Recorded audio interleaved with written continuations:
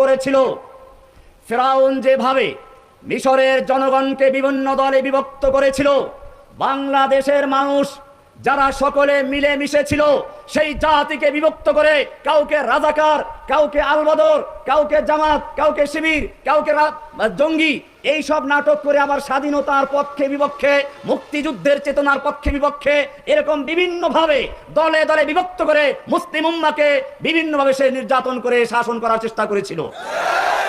যার কারণে আপনারা জানেন প্রথমবার যখন এই হাসিনা ক্ষমতা এসেছিল, এদেশের লক্ষ ওলামায়ে কেরামদের উস্তাদুল আসাতিজা শাইখুল হাদিস আল্লামা আজিজুল হক সাহেবকে জেলে পড়েছিল।